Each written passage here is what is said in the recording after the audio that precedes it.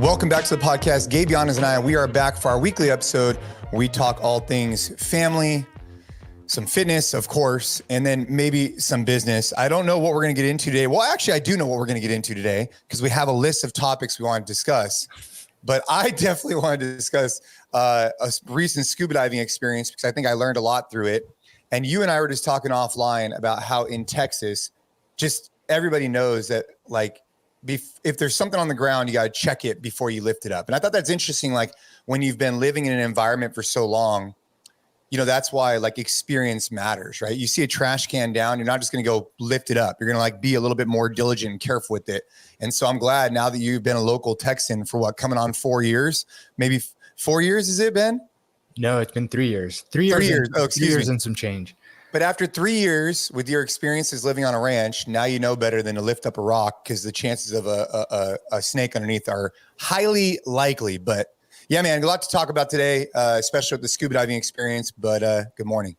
Good morning, man. Yeah, Ariel went to the gym yesterday and a trash can hadn't tipped over, but I had moved one because I've been emptying out all the trash cans this weekend. And when she moved it, she found a snake under it. It was a small snake, but the one thing that I've learned about snakes, it's actually pretty easy to tell which ones are venomous and which ones aren't, because non-venomous snakes, again, I guess my understanding, so I'm sure someone out there will hear this and like prove me wrong, but my understanding is that non-venomous snakes, they like the body just goes straight into the head, like it's all skinny.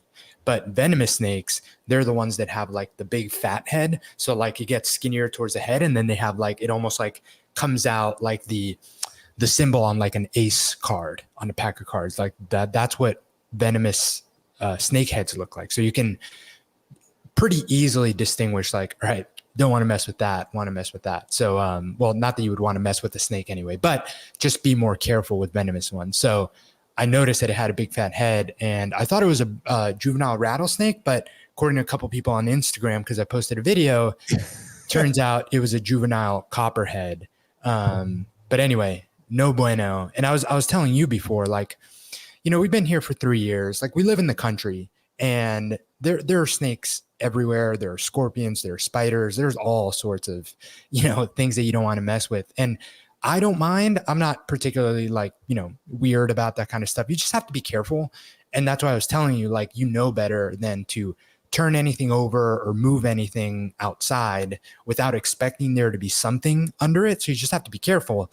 But now it does get dicey because Shay, our toddler, is at that age where he is exploring a little bit on his own. Like he'll put his shoes on and, you know, we don't let him just go out, but you know, he gets away and he's picking stuff up off the ground and stuff. And like, I don't want to not let him do that, but then how do you balance, you know, obviously being careful with something that can actually, you know, do some pretty significant harm. So part of that is, you know, obviously teaching, but he's just at such an age right now where you can't really like, hey, don't do that because of this. Like he's just going to touch things and turn things over. So anyway, that's a reason why we were maybe a little bit more concerned about finding the snake, especially because it was right outside the gym.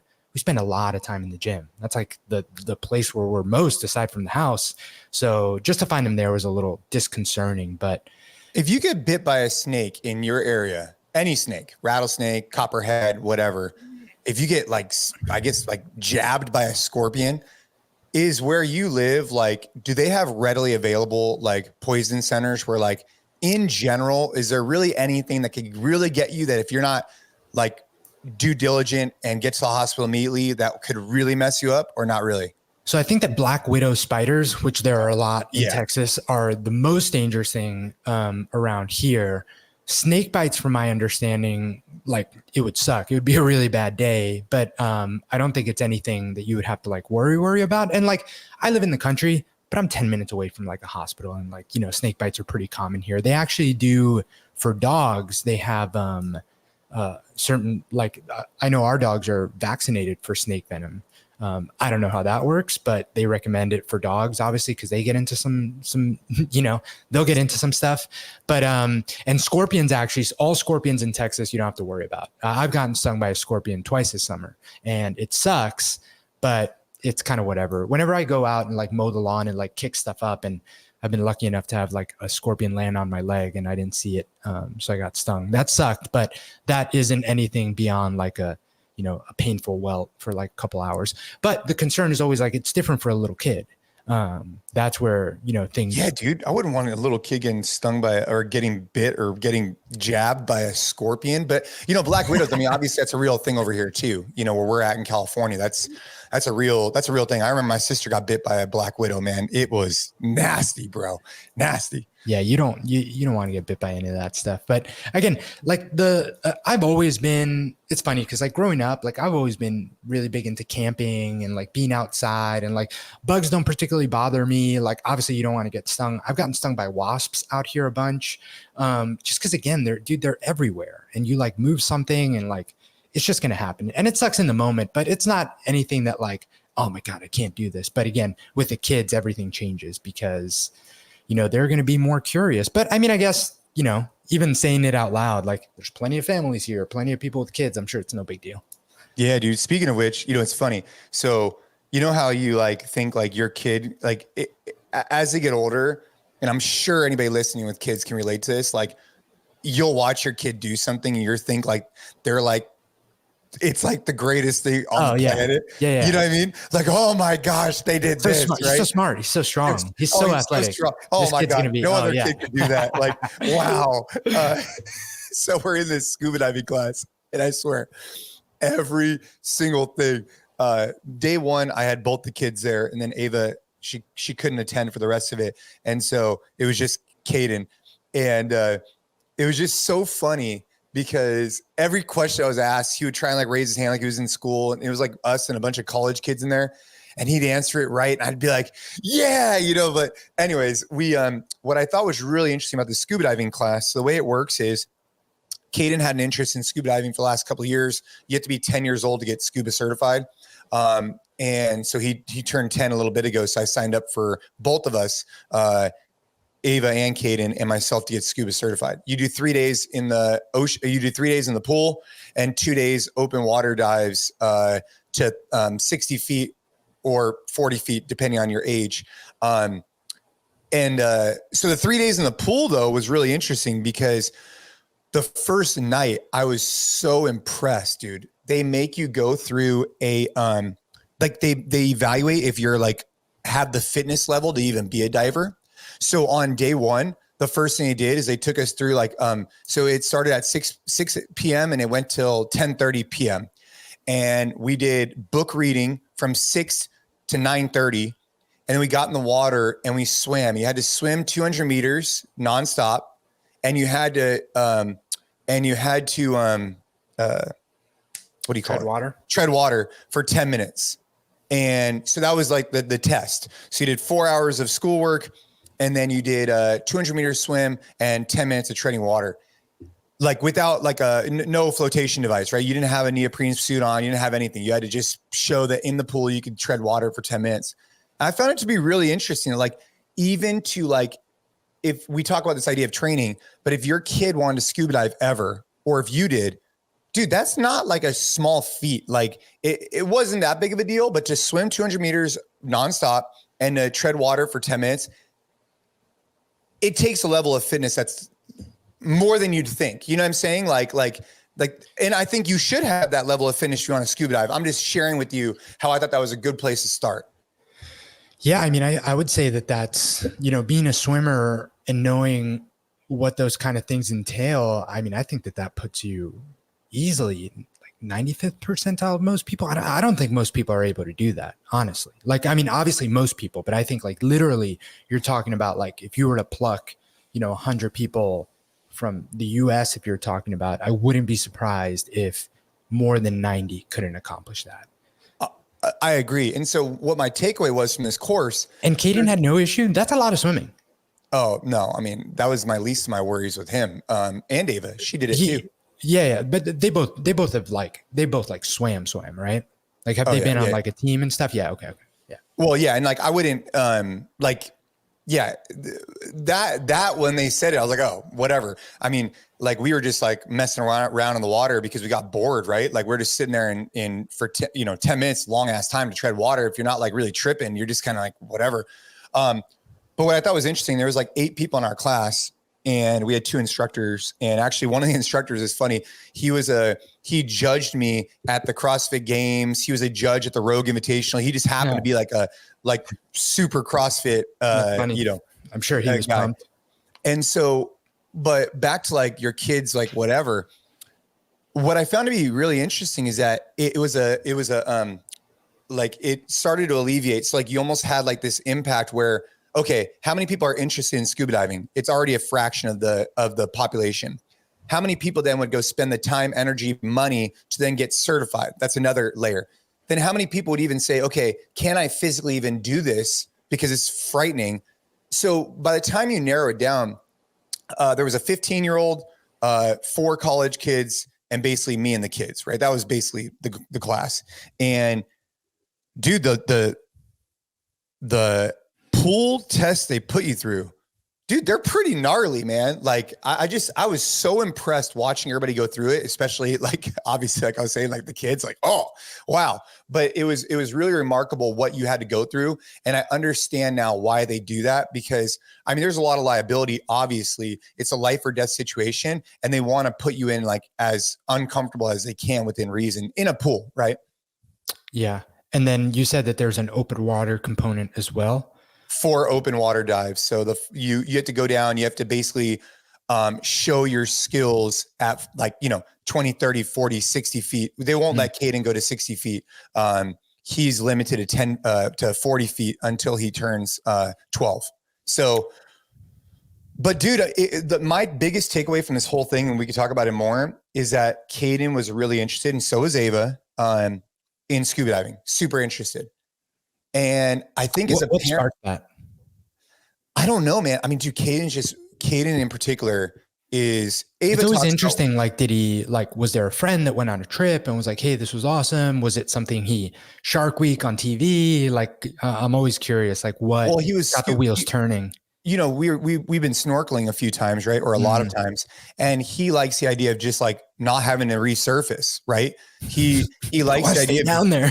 He likes the idea of just being able to stay down there. And so then when we did it in Greece, as part of like this instructor thing, he was hooked, man. He's like, dude, I love the idea that I could be down there, be free, swim as long as I want within reason, and then come back up when I'm ready. But the takeaway for me was like, imagine if you're listening to this podcast right now and you have a child that wants to go learn a new skill. Name the skill, right? In your case, right, you've recently learned how to fly, which I think is incredible. But like, imagine if your kid wants to learn a skill. I wouldn't feel comfortable personally. I wouldn't feel comfortable with my kids learning how to scuba dive unless I was exposed to it with them in some way, shape, or form. Because they're under the water.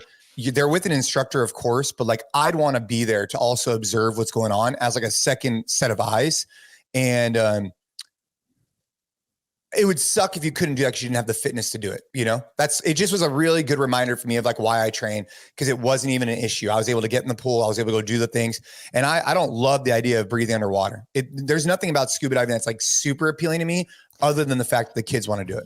Right. You wouldn't have done it because you want to do it. You're literally only doing it, not for them, but also like there's a part of that. Cause I remember when Tim Kennedy was talking about like, never being on skates, never doing hockey. Kids get super into hockey. Like he's learning how to skate, learning how to do it. Like it's not that he wants to learn these things. It's that he wants to share the experience with his kids and not just let them, because they can have a coach, they can have a good instructor, but there's something about you being able to participate in that with them that I think is an incredibly valuable experience for you. But I think it also like elevates the experience for them. Obviously, like I'm sure Caden is enjoying this so much more, even though he's the one that wants to do it because he gets to do it with you. Yeah, I got messages from people just saying, hey, some of my fondest memories was like my dad and I going around the world and scuba diving. Like anywhere we were on vacation, we were able to go do that together. So like day one, I got through, and then day two, or this is like day 3 at this point. This was Sunday. I got to tell you, man, it was also a really eye-opening experience, just how I could do better of like controlling my own anxiousness. Because like I said, I don't love the idea of breathing through a thing 10 feet underwater. It doesn't it's just whatever.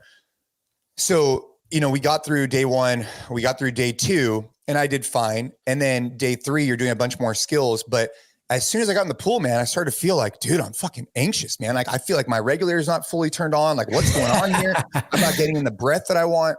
And it took me a little while to like, just like really kind of like, just kind of like really try and this is in, 10 feet of water in a pool. Like the risk of injury is very minimal, right? I could just pop up.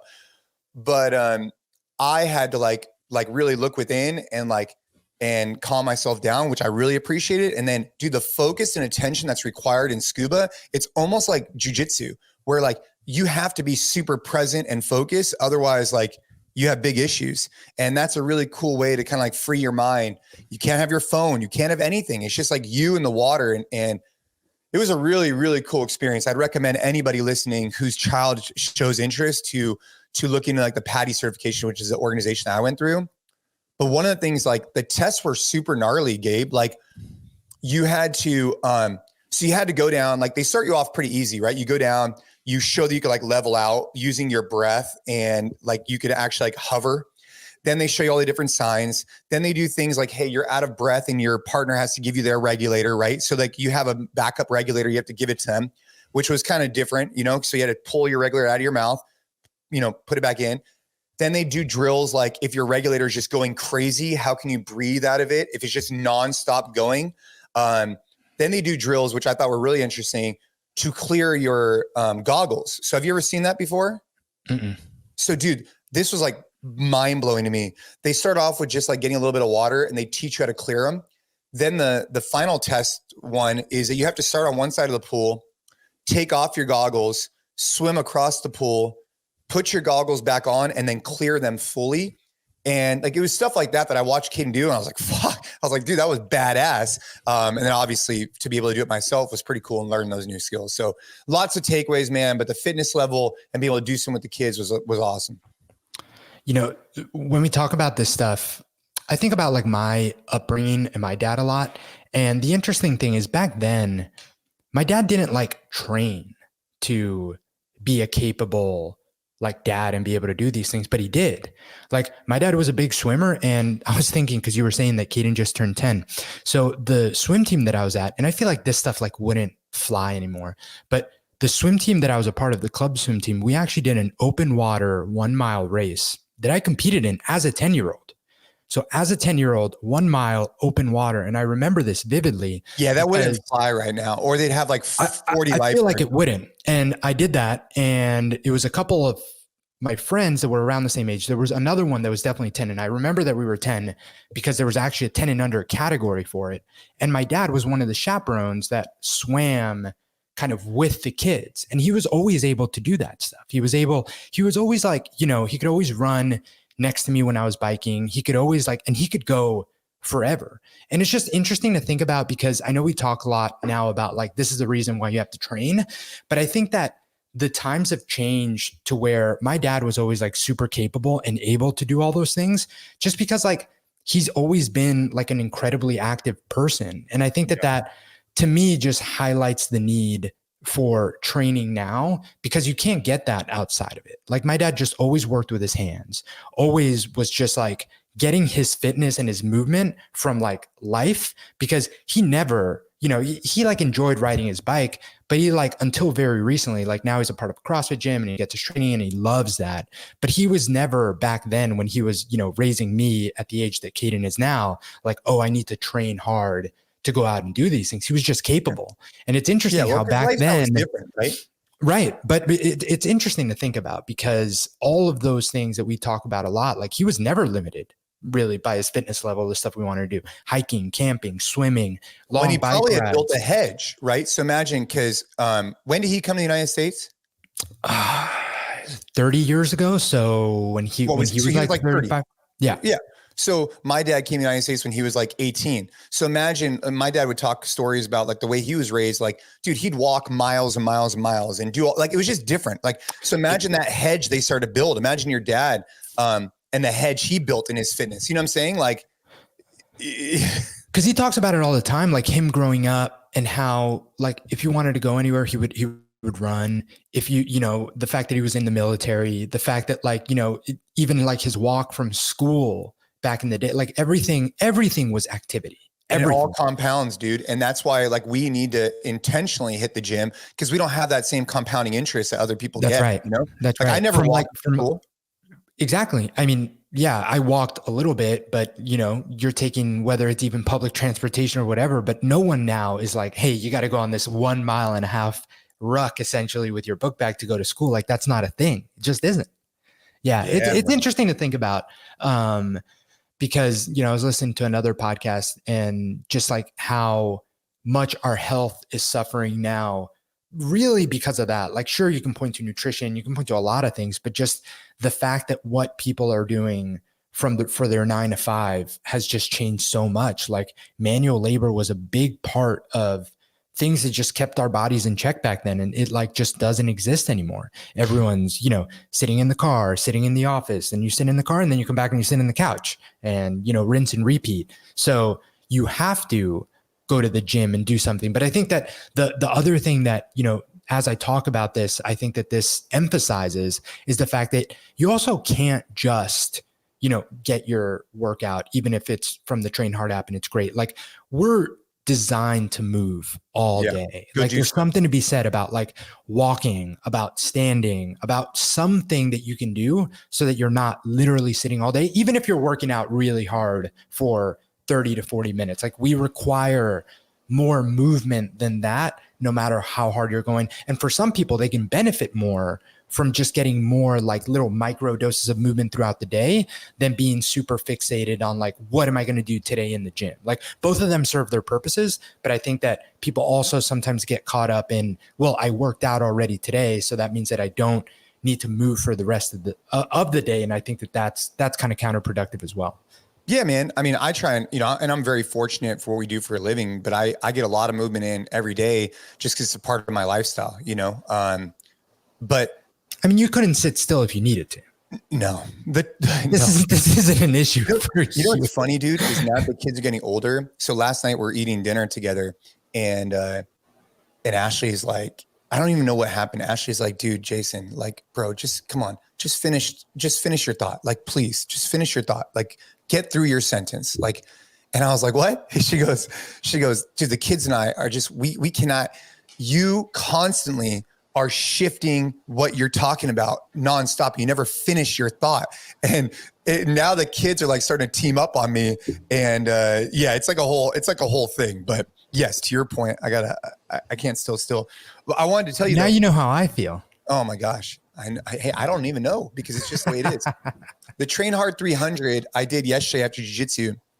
And I did it a different way. So what we're doing is every Monday, we're doing a Train Hard 300. If anybody listening wants to join in, it's just something that I actually think it's super timely for me because I'm gonna be traveling a lot. It's 100 push-ups, 100 sit-ups, 100 squats, broken up however you want. And the way that I broke it up the first time was 5 rounds of 20. The way that I broke it up the second time was 4 rounds of 25. And then next week, I'm gonna try like 10 rounds of 10. I think the bigger sets actually are going to be faster because I significantly beat my first time. I think because of transition time. So if you're listening to this, give it a shot. I'm going to try and rotate every 5 weeks. So I'm going to go like 20s, 25s, 10s, 33s straight through and then rotate every 5 weeks. Train Hard 300, man. Just a good way we talk about this a lot, but just, put a deposit in the bank, man. Like start Monday with something that like just get some movement in before. Cause a lot of times, I know that people out there have their like week planned out to like, all right, here's when I'm going to train. Here's what I'm going to do. And then it just ends up not happening. And I like the idea of having something every Monday where you're like, I did that. Like that was a win, regardless of what happens the rest of the week. I think it's a nice, easy, no excuses. Like you need no equipment, need very minimal space, just got to get it done. And I think it also like the other thing I like about it is how it kind of like sets your mindset for like, more breeds more with this stuff. I'm a genuine believer of that. Like if you get something like that done, I feel like you're even more willing to then get the workout in later that you intended to do. Cause you feel like you're building some momentum versus like, oh, you start Monday by like sleeping in, maybe you snooze the alarm a little bit too many times. Then it's easier to like make not the best decision for breakfast. You just grab like a protein bar on the way out. And that all kind of also compounds to then you're just like, well, what's the point? I'll just be better next week. So for all And you those could get it in reasons, any man. time on Monday. Like I didn't get it in until after jiu-jitsu because I wanted to, even though I did something in the morning, I think I swam in the morning. I just wanted to switch it up and do something, afterwards because I didn't get it in. So it's just a nice commitment to get into. I did want to bring up one thing, just the last thing on the scuba diving. The scuba diving is expensive, like for sure. It's an expensive sport. Just like, Caden and the family's interest in golf. That's pretty expensive too. And one of the things that I've had to come to terms with baseball too. I mean, dude, baseball's hell expensive also. 100%. Have you heard of these glasses before? 100%? No.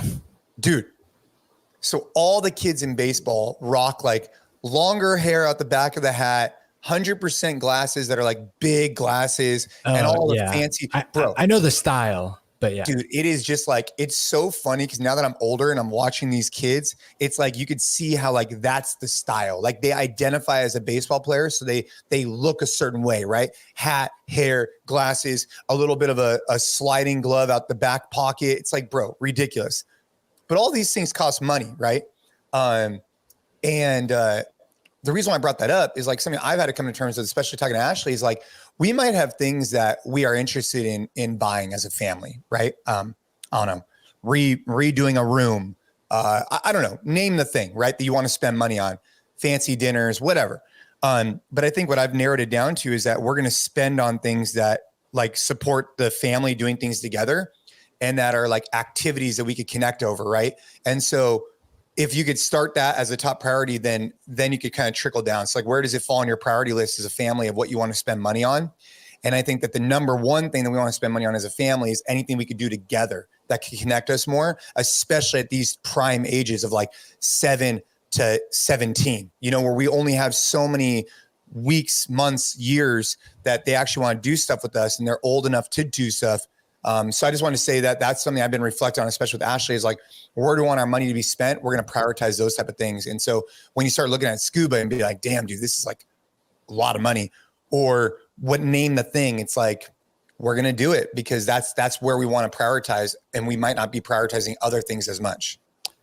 And I think I talked about this on the podcast, but one of the best things we've ever done, we started this last holiday season, is especially with kids now, because with kids, grandparents specifically, like, dude, they love getting gifts for the kids, and it ends up it's awesome, but it ends up being just stuff, and you get so much stuff. So we like, dude, we were serious. We were like, hey, no gifts for the holidays, period. Like, you're not allowed to give us anything. We won't take it. And we're all going on a trip. And we went on 2 separate trips. We went to, because the families are like a little different. We took my in-laws and we went to like a kind of all-inclusive, had like a golf course, like place in Arizona. And then with my parents, we went to San Diego and did all the sightseeing stuff. And, we like paid for most of the trip stuff. And then like, the families contributed for like dinners and the meals. And like, you do the math and it ends up being not that much more than what you would have like spent on like trying to get everyone a gift. And like, are they going to like it? Are they going to not? How much do you spend on someone? So we didn't get any gifts to them. They didn't get any gifts to us. We went on these awesome trips and we're going to do it every single year. And like, a lot of it was like kind of putting our foot down, because like, it's an uncomfortable conversation to be like, hey, don't get us anything. And we're serious. Like, this isn't like a haha, don't get us anything. Don't get us anything. Like, we don't want it. We don't want more toys. We don't want more junk. And like, but once we had the conversation, once we were like, hey, we're going to have these trips. And once we went on the trips, now everyone's bought in. They're so excited, because it's also like, it takes away the pressure of like, what's the kid going to like at 2? What's the kid going to like at 3? Like, are we going to be okay with like the types of toys that they're buying? Or like, is that going to be in line with how we want to parent? So like, it just eliminated all that super early on. We don't have to deal with it. It's never going to be a conversation. And at the end of every year, we're going to go on a trip with my in-laws, and then we're going to go on a separate trip with my parents. They're going to be different because they kind of like different things, but everyone gets to enjoy it with their grandkids.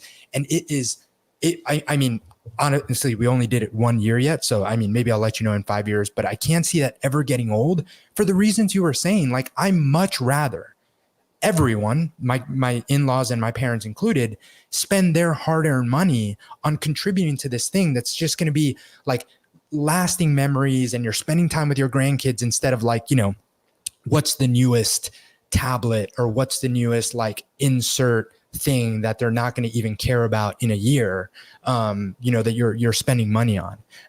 And I completely empathize with the fact that, for some families that might be a more uncomfortable situation because, it's kind of like they want to give you gifts. Like it's a big part of like how some people show love, but or some people don't want to go on a trip together too. So that could be a part of it for sure. We're very fortunate that we genuinely love and honestly, selfishly, like for us, it's such an awesome way to like go somewhere. You have built-in grandparents. Dude. Yeah. And then we get the thing that I enjoy doing with Ariel the most when we're on these trips is like us being able to go and like spend the morning. Like we're not trying to like go out to eat and like do anything like crazy at night, like call us weird, whatever. If we can get the morning to just like go for a walk, get a workout and go to a coffee shop and just do it ourselves. Like the fact that we can do that in these different places.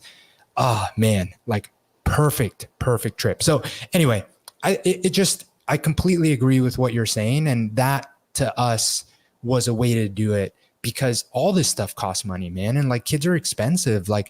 And I think you do have to prioritize the things that are really going to matter and really going to have an impact versus like, the immediate gratification and the stuff. And not to say that we're never going to get them stuff that they want, but the more that we can kind of steer the direction of like, hey, we're going to do stuff as a family. We're going to create experiences. We're going to do this.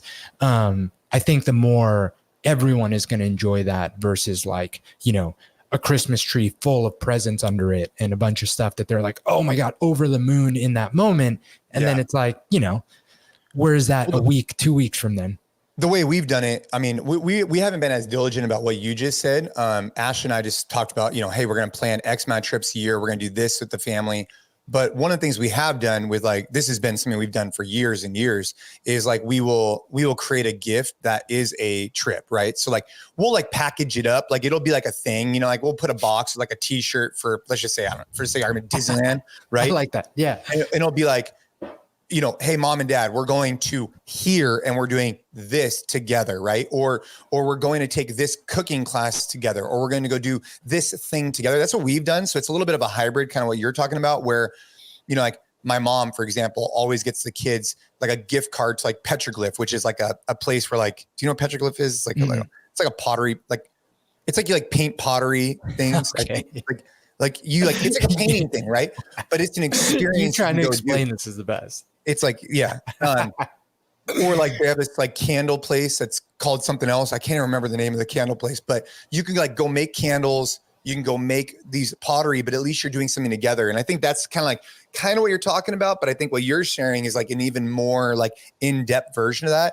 But I think what you're talking about too requires like family buy-in, right? Like, hey, as a family, we want to do this. And I think it's definitely worth the conversation in your house. If that's something that you're interested in, you're listening to Gabe talk about, like, dude, I want to do that. Start the conversation now, man. Especially leading up into we have plenty of time. So leading up into the holidays. A lot of this was selfish too, because it's stressful to get gifts for people. It's so stressful, man. Like what's the appropriate amount to spend? And then there's always the, like, if you get someone for this person, then you kind of have to get something for and it's not that I don't want to spend the money on stuff. It's just like, you kind of know, like, you don't know if they're going to like it. And it's just, let's just all go on a trip. Let's just all go somewhere. It's going to be fun. It'll be fine. It'll be great. 100%, bro. I'm on board with it. You heard it here first. Gabe Yanez drops the knowledge. If you go on a trip, make sure to send him a message. Speaking of which, right? If you enjoy this podcast, dude, we love the reviews. We love the ratings. We've seen it, over the last couple of months really start to increase. I think it's because, we're also having some really great guests, some great conversations. So make sure if you're listening to this right now, you're like, bro, Gabe just gave me a great idea. I'm going to leave it a rating and a review. All right, we're going to take a quick pause from the podcast here to talk about the Train Hard app and everything we have coming up in the month of August. So we just launched a sand program. So for anyone that's just been on the fence about joining and doesn't quite have the access to the equipment, maybe you don't have the time, the space to dive into Force Flex and the other programs that are a part of the Train Hard app, we've taken away all the excuses. We now have a program. It's 10 weeks, 4 workouts per week that require one piece of equipment alone that you can also get right on the Train Hard shop. We are making it so easy. We partnered up with GoRuck. We have their sandbags available, on the Train Hard shop. These things are so durable. It's going to last you for years and years. So you should feel good about making the investment with such a versatile piece of fitness equipment that you can also take with you on trips so that you have no excuses and you never let your momentum get to zero. So the SAND program is 10 weeks, 4 workouts per week. There are intervals, there's mixed modal days, there's longer conditioning days, there are short, spicy workouts. You get a little bit of everything so that in those 10 weeks, you can absolutely improve your fitness, improve your conditioning, improve your body composition with a program that's so simple and only requires one piece of equipment. So if you've been on the fence, you now don't have an excuse. Grab the SAND program from the Train Hard shop. It's also available as part of the Train Hard app. So if you're on the Train Hard app and you just want to change things up, boom, you have access to SAND there. We also have a new cycle coming up in Flex that is going to get you so strong. So we have nothing but good things coming here in the month of August. Check out the Train Hard app. Check out the Train Hard shop. Check out the SAND program. Let's get back to the podcast. All right. What's next, Gabe? Flex, man. Flex. Dude, I shot you a message yesterday because I was drafting the first 2 weeks of this new cycle. And first of all, it's just been so interesting because I feel like, I think I've mentioned this on the podcast, but I feel like I don't have an artistic would be the word. I think I'm creative in some ways, and that's kind of what I'm going to get to. But I've always wanted to be like, someone that can put something on paper and it's like, oh, that's like a beautiful thing. Like I've always envied in some way people that can like play instruments really well or like, be artistic in some way. I don't have an artistic bone in my body. You know who I envy? I envy tile people. I would love to be able to do? I would love to be able to have like a bathroom, like a shower, and to be the guy who has the capability to make that thing look awesome. How sick would that be? Because like the work you put in, you get to see the reward. It's like talented, like also people that are like really good at interior design. Yeah. Like, Yeah. Dude, I try and put an eye for it. Yeah, it's awesome. But to me, I feel like I've never had like a real like creative outlet. I write a lot and I really enjoy that stuff. And that's obviously a creative outlet. But what I've noticed is I really, really enjoy putting these workouts together in Flex. And in many ways, it is a creative outlet. Like the biggest challenge to me, the more that I learn about like putting a quality training program together, is that people can get results from the simplest thing. But I think that the beauty or the art of writing good programming is being able to balance not making things complicated for complicated sake, but also like keeping it fun and interesting and continuing to like do essentially the same thing with different looks so that it feels fresh always. And that to me has been like a really interesting challenge with Flex, especially now that we're like 3/4 of the year in, because there are things that worked really well in the past that I just want to do again, but I'm not going to have us, for my training as well. I don't want to necessarily just, okay, I'm going to do what we did in January again, because that worked really well. I want it to look a little different. I want it to feel a little different. I want to go in the gym and be super excited to try a new rep scheme or a new movement or a new this. And like that, like me kind of digging into that part of the process has been so fun. And I literally it's funny, you'll laugh at this, but we have the draft document where we draft the workouts, and I'll finish drafting like the 2 weeks that are going to repeat 3 times in the cycle. And I'll zoom out to 50% on my big screen and I'll just look at it. And I'm like, it's like a work of art. It's so nice to just it's your Picasso, bro. Oh, dude, it's so fun. It's so fun. And like I'll look and I'll see like, all right, it feels like it has a good balance of everything. And I'm really excited for that. But anyway, just long-winded way of saying, so this week we launched a new cycle of Flex on the Train Hard app. We're going to be building strength with some wave loading, some 642, 642. So we're building to 2 rep maxes in the strict press, the front squat, the bench press, and the sumo deadlift. So the first time that we'll be building to doubles, which is actually the smallest rep scheme that I'll ever program for Flex. We're never going to be doing 1 rep maxes. I think that 2s and 3s are kind of more around what most people need. So this is the 2 is going to be the shortest that you see. So it's going to be really interesting to see how strong we can get in those lifts. That's going to be the shoulder press, bench press. And then Shoulder sumo, press and bench press, those are your pushes. Okay. yeah, and then sumo deadlift and front squat. So let me ask you this. For a sumo deadlift, are you doing a mixed grip or are you using straps? Shooter's choice. You definitely, whatever's going to not limit you by your grip. I think for most people, you can absolutely get away with a mixed grip there. I prefer straps.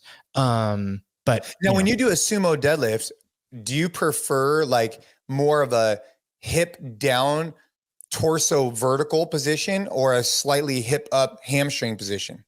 I like it to be more hingy. You like the hip up hingy? Yes. And I think that a lot of this, like you start getting into the nuance a little bit of like, how long are your femurs? Like what kind of like body dimensions do you have that are going to put you into a different position than me doing this? Like my sumo deadlift is going to look very different than yours, than someone else's. And I think that it's just about finding the balance, but I like it being more hingy because we're doing other squat movements the front to kind of load those patterns. So, I really want, and I've felt that if you like really focus on the hinge of the sumo deadlift, it just targets the glutes and the hamstrings in a way that you also can't really feel in the conventional deadlift. So which is why I really like that. Plus, for some people that have really tight hamstrings, it does allow for a better range of motion because, you obviously don't have to hinge quite as far with your legs out open wide. So a lot of reasons why I like the sumo deadlift. You see a lot of dumbbell sumo deadlift in flex. The DB sumo deadlift or the regular sumo deadlift, for those who are listening who are like maybe aren't quite as familiar, you're really taking your stance from a conventional position, which typically in a deadlift position is going to be underneath your hips, some type of like driving, powerful position where as soon as you get past the knee, you're really able to open up that hip and get more power from it. The sumo is nice because like Gabe was saying, it puts you in a little bit more of an advantageous position if you have a little bit tighter hamstrings because your hip is a little bit lower because your range of motion. The key thing there, if you are going to be sumo deadlifting where your feet are outside your shoulder, is just to be aware of your knees caving, right? So just keep the knee out in that position. So if your knees start to buckle, you might need to narrow up your stance a little bit because they might be too far out. So how wide is too wide when those knees start to cave in? How narrow is too narrow if you don't have room for your hands to kind of get in that sumo position? Not to go off on a whole technical tangent here, but I did want to recognize that. Also, why did you go with the front squat instead of a back squat? Last time we did a strength bias, we had the back squat. So I just like alternating between the two.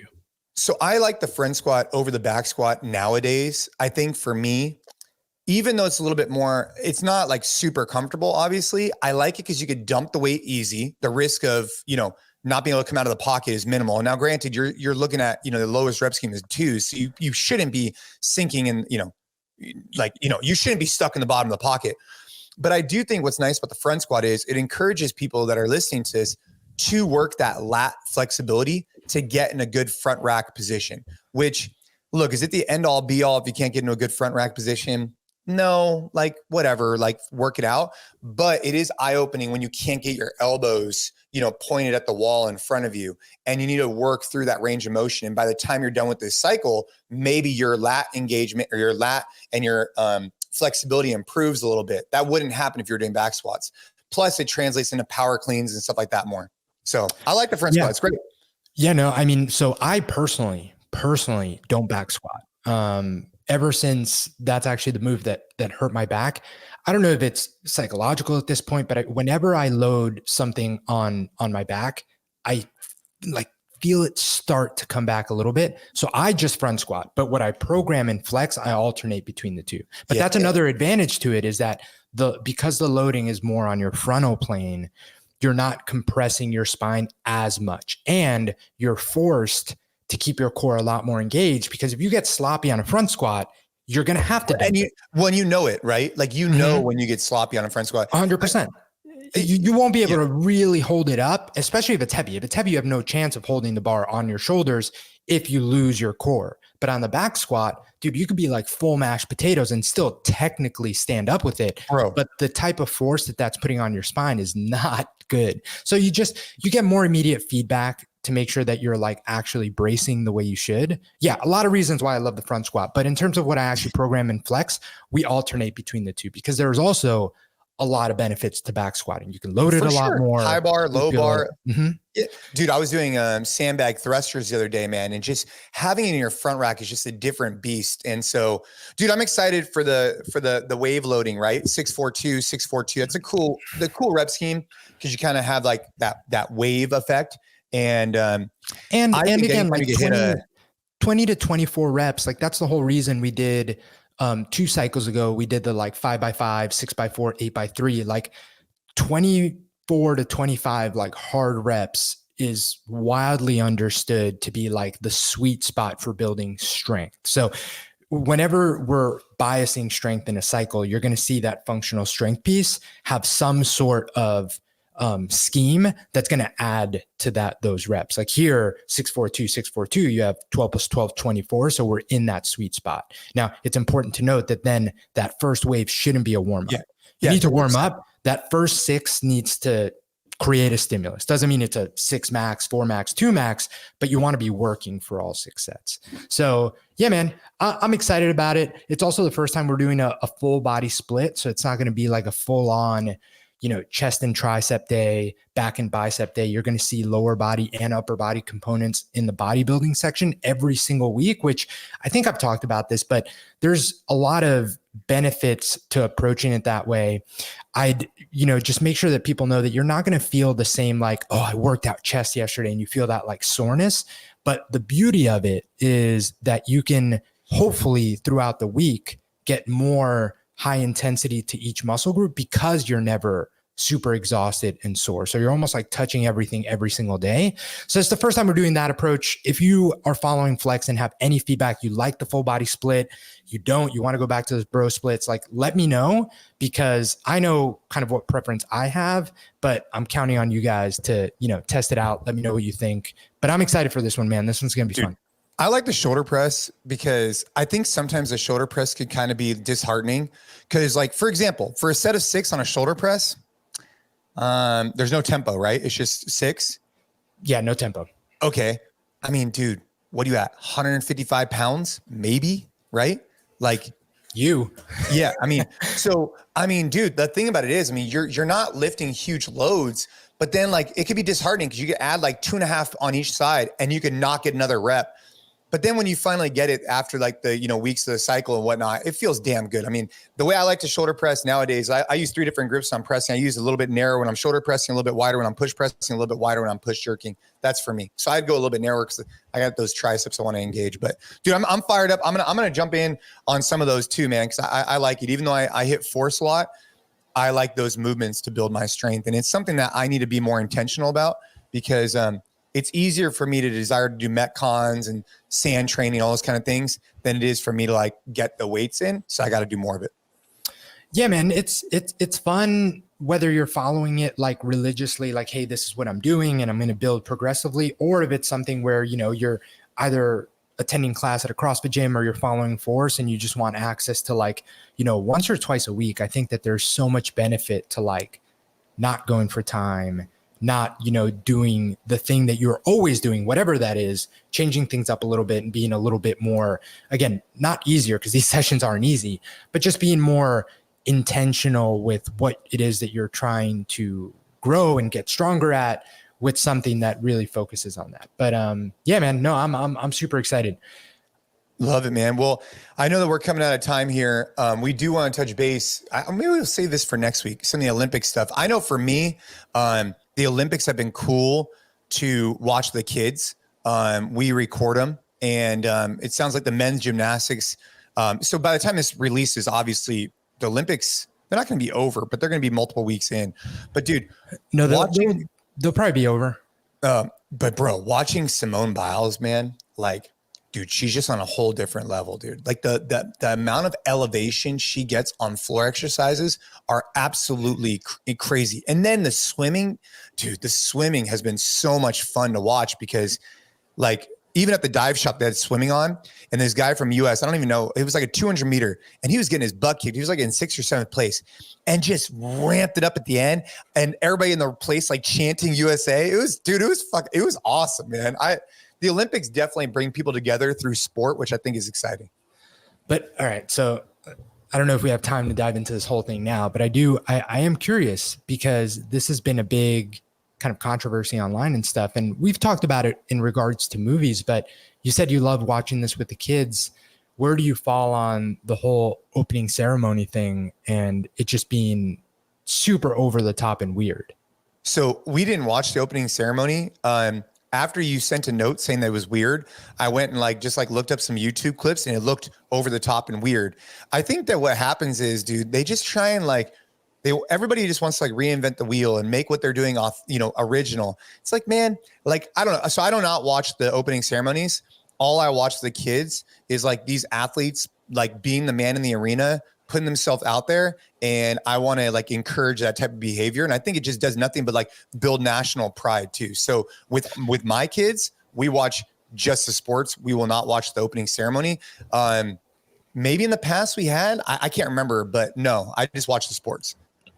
Yeah, I didn't have it on when the opening ceremony was going on, but Ariel did, and she kind of told me about it. And then I saw a bunch of stuff on social media. But it's what do you do having kids where you're watching this, right? You want to watch the Olympics and say they're even just playing replays of the opening scene, and there's things that are clearly over the top, very provocative, very kind of sexual stuff. What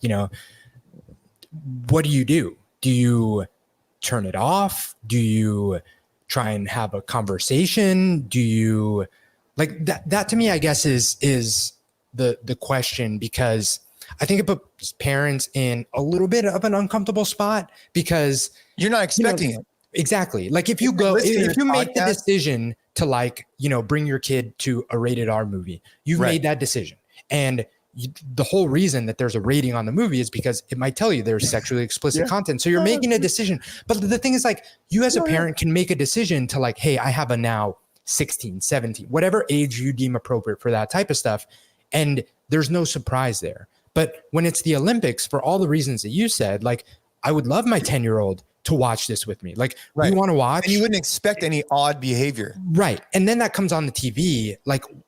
What do you do? Because I think that there's something to be said about if you're just oh, we can't watch this, turn it off. Why? Then you have to have that conversation. And how do you explain what is appropriate, what is inappropriate?